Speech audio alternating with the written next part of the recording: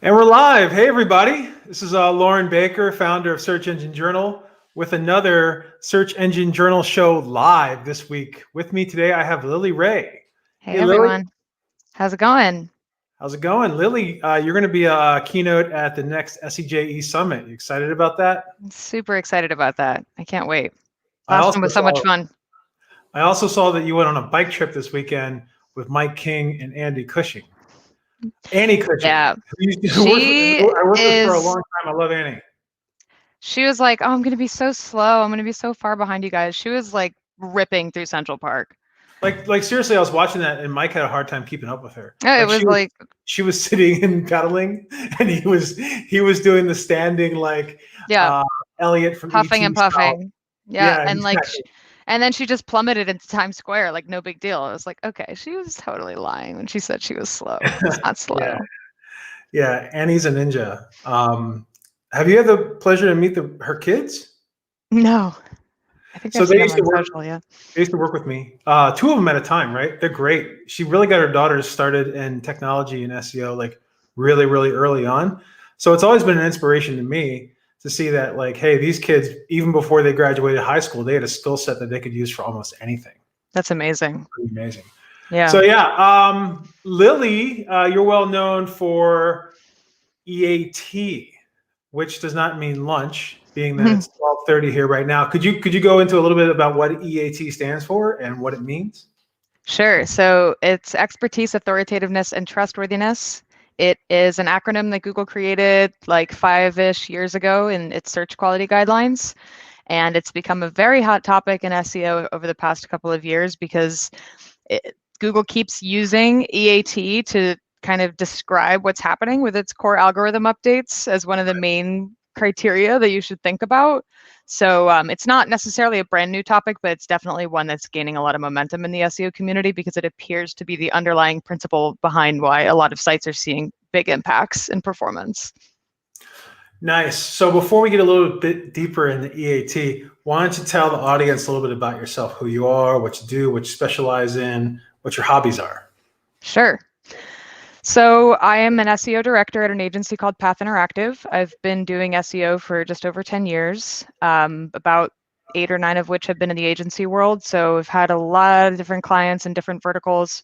My background was more so in retail and e-commerce until the past couple of years, where I really started to focus on like EAT and websites that are being impacted by these core updates. So that's more like health and medical and legal and financial and things like that. My hobbies are when I'm not doing SEO, which is a lot of the time lately. I'm also a musician. So I grew up playing drums and then I started DJing like 7 or 8 years ago. So I do a lot of live streams and I play out in New York a lot and just love music in general. Awesome. How's New York right now, by the way, besides the bicycle rides? Like, great, to be Awesome. honest. Oh, Yeah. it's a beautiful time of the year to be in New York. It's my Yeah, favorite. it's like, obviously New York was the epicenter of COVID in March and April, but we kind of like eliminated it after that. There's been some Awesome. upticks, but it's As been New really Yorkers do, great. Yeah, it's very New York of you all. pretty much. We've been having a great summer. We're all just like Yeah. eating and drinking outside. I'm like, this is great. Awesome. Awesome. So, yeah, I wanted to kind of get into, like you said, EAT is extremely important for, where you really have, if you're giving advice, it really has to be trusted advice, right? Yeah, Like you said, health, law, medical, et cetera, right? So, totally. even on the e-commerce side, like I found that there's a lot of sites that are, whether they're supplement sites, whether it's health-oriented products and stuff like that, are really getting deeper and deeper into proving their trustworthiness, right? So, what are some ways that sites, whether you're an informational site like a Healthline, or what can we learn from sites like Healthline and apply to e-com sites at the end of the day? If we're in the health space, like if we saw a huge drop about a year and a half, 2 years ago, and still trying to build a way back up, what have you learned from those sites that are doing extremely well through all of this, and what have you applied on the client side? Yeah, there's so much. So if you're e-com, you kind of have your own EAT considerations that go beyond just providing good like health and medical advice. So Google actually talks a bit about it in the search quality guidelines. If you're an e-commerce brand, you have your own EAT considerations. So you need to make sure that you're giving your customers a good experience shopping on your website and that they can feel trusted to take out their credit card and spend money on your website. So there's almost like those security considerations with how you're using their information and things like that. And then it gets a lot into reputation issues as well. So, what has people's experience been shopping on your site and returning products? Or what's your privacy policy? What's your customer service look like? All that stuff is actually part of EAT and very important for e-commerce websites as it relates to like maybe if you sell products that are your money, your life in nature. So you're selling like a health supplement or things like that. It can be really tricky because first of all, you have to look at intent. So you have to look at for that type of query, does Google pick a transactional page or an informational page? So if you do see that it's Healthline and things like that ranking, and you're an e-commerce brand, you're probably going to need some informational content on the site to be able to compete for that keyword because Google's determined that that's probably an informational keyword. But as far as good EAT goes from an e-commerce standpoint, it's really just about ensuring that customers feel like they can trust your brand and the experience of shopping on your site.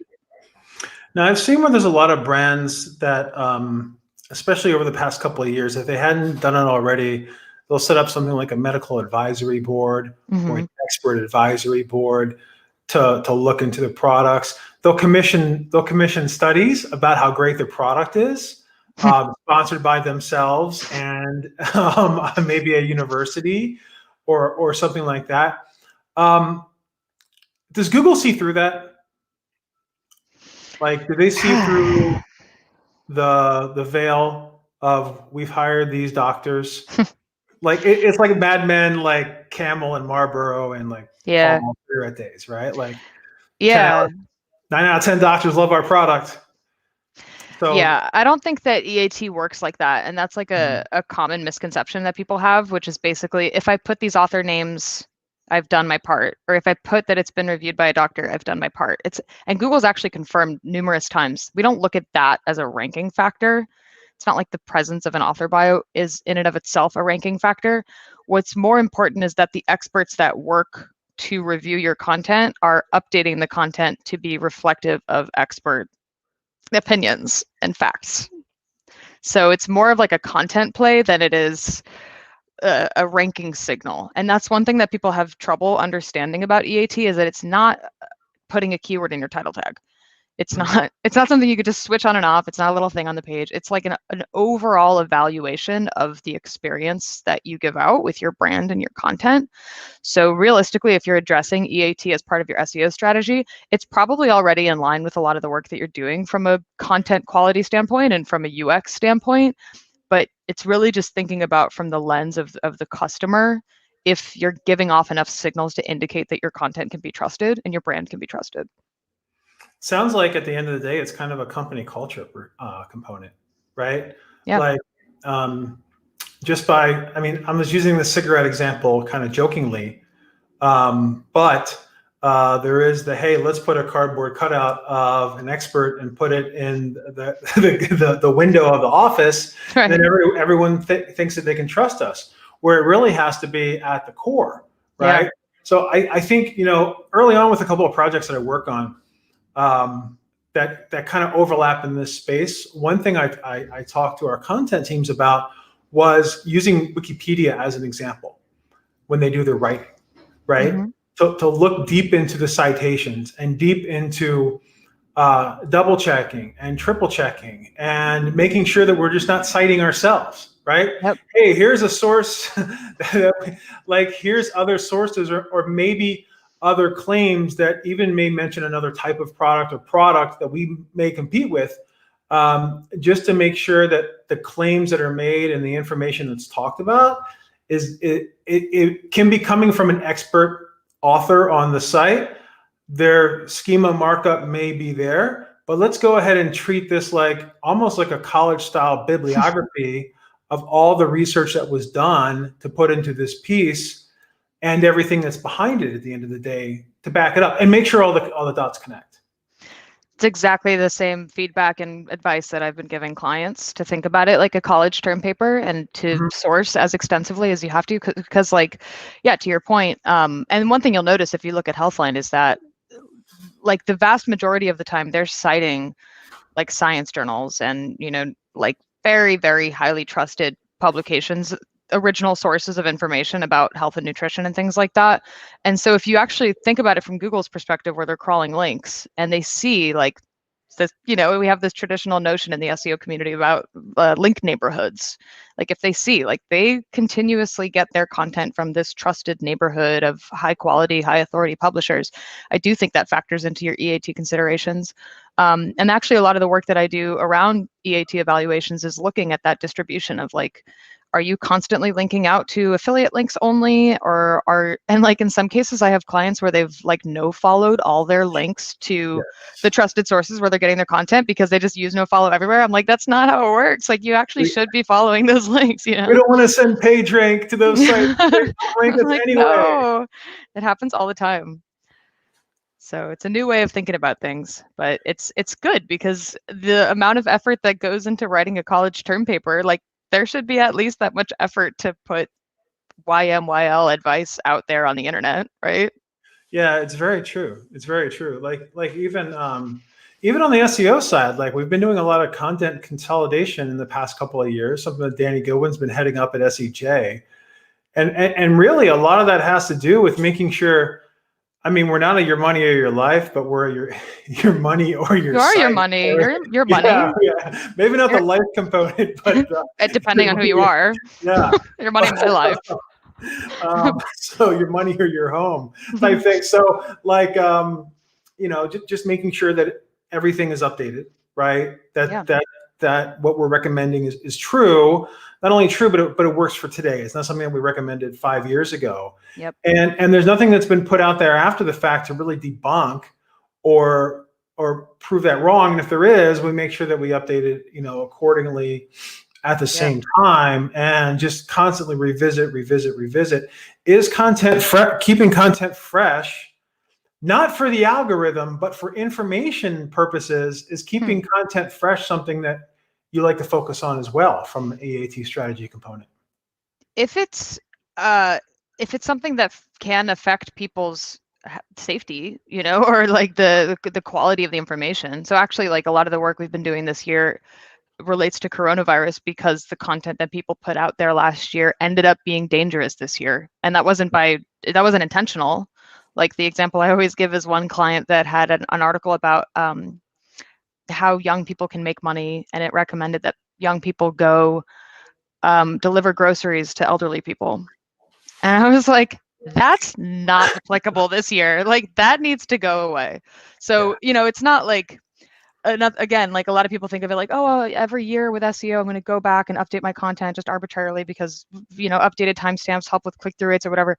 I wouldn't do that. I would focus more on like, if you have something that's ranking on Google, review the content to make sure that it's still relevant, especially in 2020, because the game has changed for so many industries where something like the stock market, if you have recommendations about the stock market from January, probably very different now. So it's more of a quality aspect of like, is the content that I'm putting out there truly today, like still relevant and still useful for my users? So how do you communicate that to Google? Besides the written content and the links, have some questions coming in about schema, and you've done some posts for us in the past about that. From a markup perspective, how do we communicate to Google that the person either writing, contributing, interviewed, reviewing is a subject expert on the matter? Mm-hmm. So I've been saying lately that I think that getting your experts and your contributors and your authors recognized by Google, if you are like, especially if you're your Money or Life website or you offer that content, I think that's actually an SEO strategy nowadays. And it's kind of also like a PR strategy. But what's interesting is there's sometimes a really big disconnect between the experts at the company and the SEO team that works for that company, when those two things should be conjoined. So like, I have some clients where like they have people that go out there and speak at like TED Talks, or like things like that. And it's like, do we have that that expertise shown on our website? Is there a page about that Sometimes person? no, sometimes not at all. And so many of my clients are like, well, we have like 20 experts we could talk to. I'm like, put that on your site, you know? So Google might not necessarily know who all those people are, but what I've been saying is that let's do our best from an SEO standpoint to get those people positioned properly so Google can start to understand who they are. So like myself, for example, I wasn't on Google Scholar last year, but then I took some steps to be able to get myself on Google Scholar. And now if you Google my name, I have a knowledge graph and a Google Scholar link. So Nice. can I do that for some of my clients? Sure, they've been mentioned in educational publications where they could be listed in Google Scholar, but sometimes you need to take some steps to get in there. So I've also noticed that, like, when reviewing some client and some prospect sites, they may have people that they've worked with in the past that have contributed to the site, that may be actively blogging, and then I'll search for their name and I'll see that they haven't claimed their knowledge panel yet, right?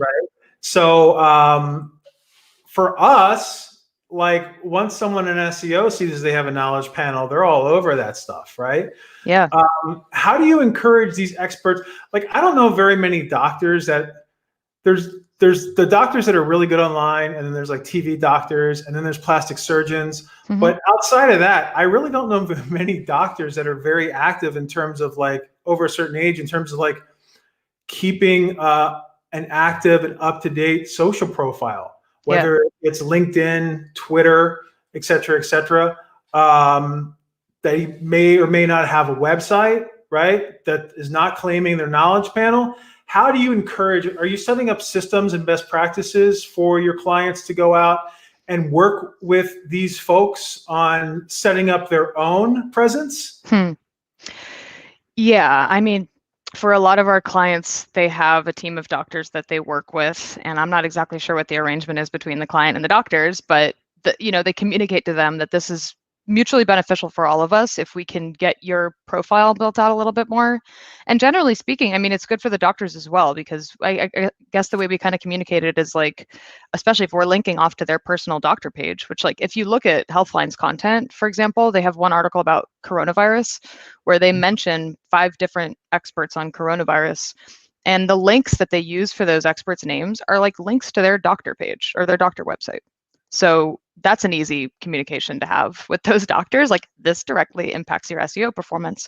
But beyond that, I think that the doctors do pay a lot of attention to their reputation online. So if you say things like, we're able to get you another listing, in addition to Health Grades and ZocDoc and whatever the case may be, it's another URL that can maybe push down some negative press or something like that. So that's an easy sell. I think it's mutually beneficial for everyone just to be able to, like, control that author information and provide more results about who they are. So in the same note, and I sent you this earlier, I was thinking about it over the weekend. When Google Plus and Google Authorship were around, you could reciprocate that association or authority. So for example, if I'm a doctor and I had a Google Plus account, the site could list me as an author or link to my Google Plus, and then I could log into Google Plus and list that company that I'm working with and link back to my profile page there to show Google and reciprocate that value back and forth, but basically to prove to Google at the end of the day that that's really me. Yeah. And then I was thinking, well, in some industries, what would happen if I found a bunch of doctors and their images and listed them as bloggers and basically set up fake blog posts with their names on it on my site and told Google that all of these doctors were part of the company? Is there a way to reciprocate right now on the doctor side or on the expert side back to the site to prove that that expert is actually working with the site? It's so funny that all SEOs' minds immediately go there. Like, that was the first question. People were like, so I just put doctors' names and I'll be fine, right? I'm like, no. So to the point about, can doctors reciprocate it? I don't know how much work Google is doing to be able to verify that, but I imagine they have mechanisms in place to confirm, like, this is actually a legitimate publication. But at the same time, like, if you're using those types of hacks to begin with, like what does your overall SEO strategy really look like? Are you really going to have sufficient expertise and content to rank for this stuff? I know. Yeah, I'm just thinking how in the back of my mind the wheels get rolling on how some people may think. So we can give people what they need to set up and claim their knowledge graph, right? Or their knowledge panel if they haven't already. Yep. We can motivate experts to update their sites or update their social profiles, update their LinkedIn. Even if they are part of like an advisory panel or whatever with an e-com site, they can list that as one of their jobs on LinkedIn, right? Totally. If they're interested in doing that, or if they've co-authored a study or something along those lines, it just makes perfect sense. And sometimes it's just a reminder to do that. Yeah. Right? Because people are busy, they go on to doing different things. So it's like, hey, you can do this in addition to what you've done already, or here's a little checklist, right? Yeah. To send to everybody just to get that basic value at the end of the day. At basic value. And then like from a schema markup perspective, there's markup around authors like credentials, job titles, things like that. Do you think that's powerful at the end of the day with Google? I do think so, for sure. There's a lot of debate on this topic because not all of that schema translates into rich results, which is like for SEOs, that's the litmus test of whether it's worth it or not. But it's kind of a silly philosophy to think that way because, for one, every type of rich result that we have came from schema that rich result didn't exist until they, the schema fed into it. I guess in some cases they create new schema for things like FAQ schema or whatever, but there's plenty of examples of times when Google takes existing schema and then makes something out of it. So I think it's a great approach to just have that built in. And then structured data is one of the best ways to get into the knowledge graph, just to confirm who these people are. I've seen it work to not only get in the knowledge graph, but I've seen it work to like update content that's listed in the knowledge graph. So to your question about like what's in it for the authors, I think like you said, a lot of them aren't necessarily thinking about this stuff, but I think for the most part, all of them appreciate and benefit from this as like a peripheral SEO strategy for their own brand. So structured data is a great way to kind of control and confirm what information is out there, because a lot of the other work that has to be done is more of like a PR play where you have to reach out to external websites and everything. So if you're in control of your own structured data on your site, why not put the right content out there for search engines?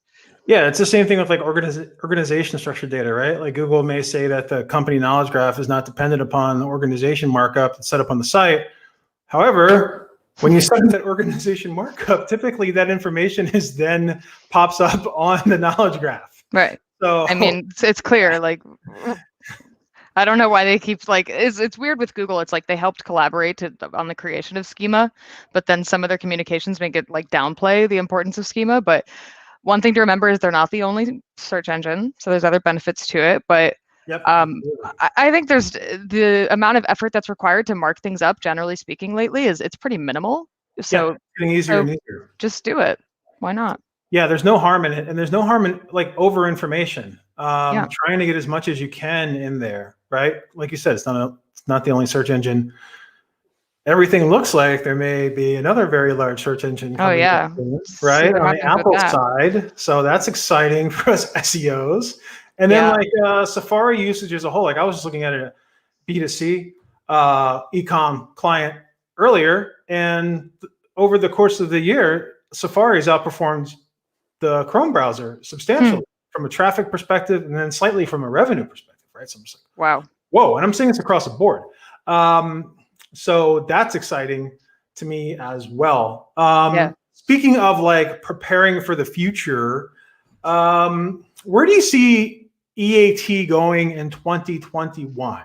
And are there any recommendations? Like right now we're going into like the code freeze phase of the year. So I know with me, a lot of the sites that I'm working on right now, we're focusing on like Core Web Vitals and things like that to try to get those fixes in so they're ready to release in 2021 if we haven't done it already. Yeah. So are there any preparations that can be made to EAT over from a tech perspective, from a company culture perspective, from a content perspective to prepare for next year and moving forward?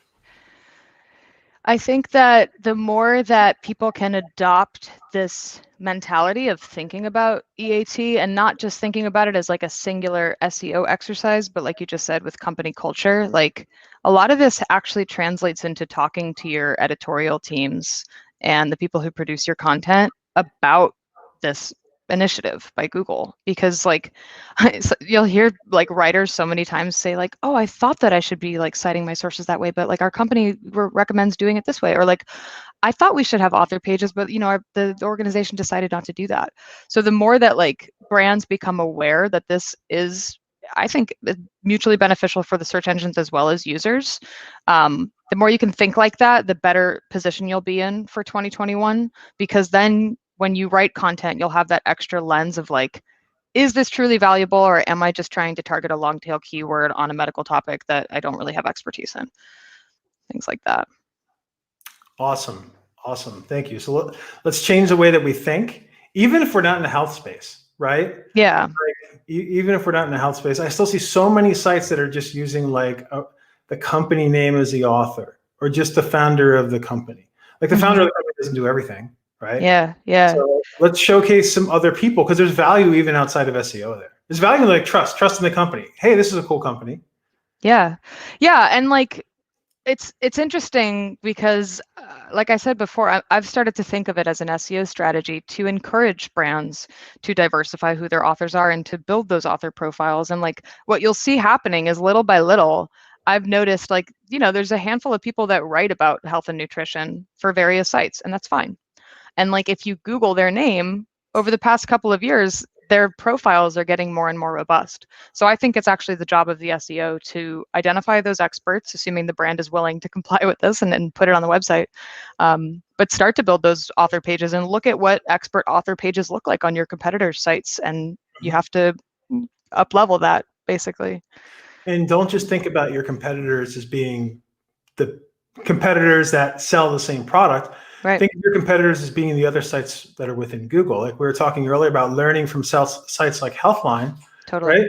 Which is kind of that's a very hybrid informational commercial site right there.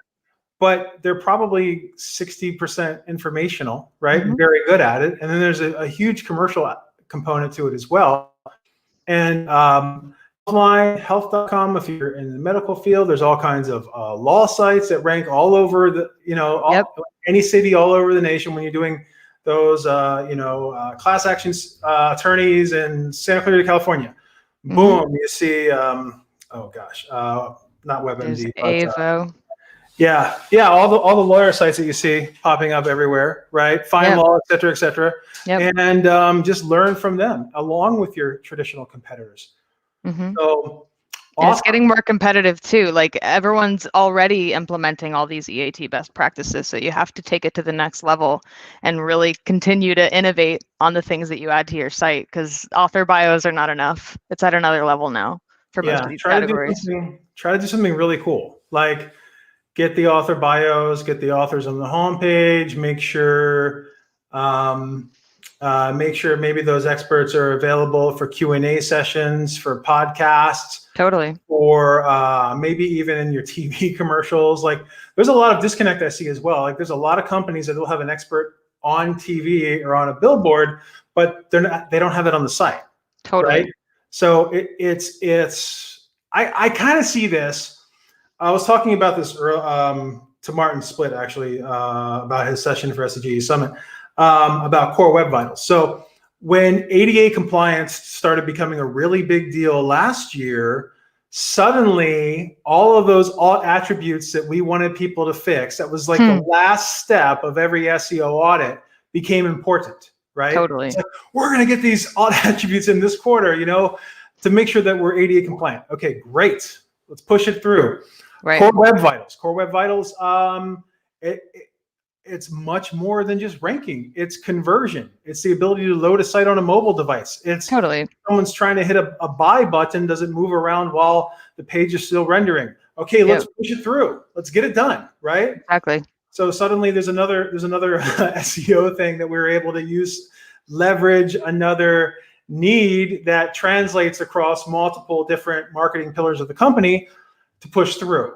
And Yeah. I think from an authority and expertise side as well, if you have experts on paid landing pages, on social landing pages, on TV, et cetera, et cetera, et cetera, let's get those interviews together. Let's get these people writing on the site. If they can't write or they don't want to write, let's talk to them and possibly use a ghostwriter and even put there this, so-and-so helped, to put this on the site and be transparent with it. That's a great way to push it through as well and connect the dots across the company, because we can't live in a silo, right? Yeah. And I think we've all seen that the ability to work with other people with one common goal helps the whole site. Yeah, I mean, I think where Google's coming from is there's been so many years of, myself included, and probably you, producing content out there for SEO purposes because we saw the keyword opportunity and it worked. So like 5 years ago, you and I both probably could rank a piece of content about why to use an essential oil to cure your skin condition. Like you could do it, but now you can't. So it's like, and that's probably for the best for everyone's safety. So if you just think about it from the perspective of what's good for users beyond just what's good for SEO, what has traffic potential, it's a win-win for everyone, including the user, which is most important. Most important at the end of the day. Users are always most important. Exactly. Lily, it's been phenomenal. Thank you so much for taking time out of your day to jump on. Of course. You have some other things to get to later. Anything you'd like to say? Where can people find you online, et cetera, et cetera, et cetera? Twitter is my main place these days. So I share little tidbits of things that I find on Twitter all the time. And then if I have bigger and more robust thoughts, I tend to share them on LinkedIn. But and you can follow me in both places to see what I'm up to, because I do a lot of speaking and writing and stuff. So thanks for having me. Awesome. And just to let everyone know, the Search Engine Journal show is sponsored by Upfluence, the wide-spanning social influencer network. So just go to upfluence.com. We'll also be having more Upfluence information on the audio version of this podcast once it comes out. And then I know a lot of you have been checking out my metadata shirt here. So this is from SEJ Merch, merch.searchenginejournal.com. The metadata shirt is no longer available because it was the official shirt of September, but go over to merch.searchenginejournal.com and see what else we have. How's that? I've been watching all the YouTube shows that my son watches, and they're great. Yeah, you nailed it. I'm holding back. Like and subscribe. Ring the bell and like and subscribe to get all the new SEJ live shows coming up on your YouTube. Lily, it's been great. Thank you very much. You'll be keynoting the SEJE Summit, so we're going to have plenty of information about that. When's your next SEJ article coming out? Good question. I think it's probably in a week or two. I have to check my calendar, but it's coming up soon. Awesome. Can't wait. And great job. Great job at PubCon this year. PubCon virtual. So DJing in the waiting room. That was amazing. It was a lot of fun. Yep. All right. Thanks. Awesome. Thanks, everybody. We'll see you later in the week. I'm going to be doing a broadcast on local search. And thanks again, Lily, for joining us. Bye-bye. Thanks for having me. Bye.